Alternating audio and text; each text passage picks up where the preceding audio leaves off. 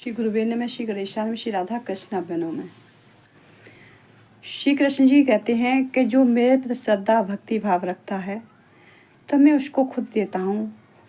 किसी से जलन नहीं करना चाहिए। जैसे दुर्योधन का वंश का नाश श्री कृष्ण ने किया था कि वो जलता भी था और ऐसा था कि दूसरे को ये उन्होंने अपने भाई का भी खा लिया था हक। भाई का हक कोई नहीं खाना चाहिए। किसी भाई का हक खाओगे तो खुद का विध्वंस होता है। भाई का हक कभी नहीं खाना चाहिए। जैसे दुर्योधन ने अपने युधिष्ठिर को कुछ भी नहीं दिया था, भगवान ने युधिष्ठिर को इतना दे दिया कि खुद ही दुर्योधन जलने लगा। युधिष्ठिर के राजपाट को देख के इतना जलने लगा, उसको इतना डह हुआ कि उसकी तुरंत उसको छोड़ के राजसूय यज्ञ को छोड़ के अपना हस्तिनापुर चला गया।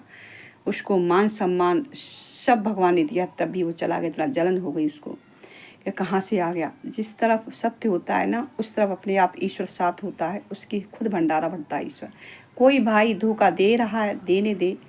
आपका कर्म अच्छा है, आप सत्य के मार्ग में चल रहे हैं तो कोई आपका बिगाड़ नहीं सकता। ईश्वर साथ होता है। ईश्वर उसी के साथ है जो सत्य के मार्ग पर चलता है। सद्बुद्धि सद्विचार सद्भावना हमेशा करता है, दूसरों को प्रति अपने प्रति भी।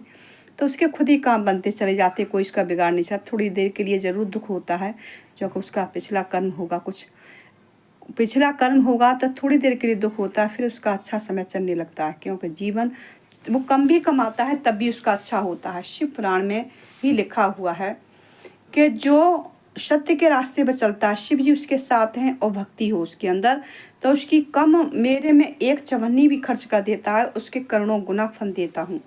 और जो करोड़ों रुपया खर्च करता है, उसके भक्ति नहीं है, उसको एक रत्ती का फल नहीं मिलता। शिव पुराण में साक्षात लिखा हुआ है, आज मैंने खुद पढ़ा है। ये यकीन मानो शिव जी के शब्द हैं। ये शिव जी उसी के साथ होते हैं जो शिव की भक्ति होती है।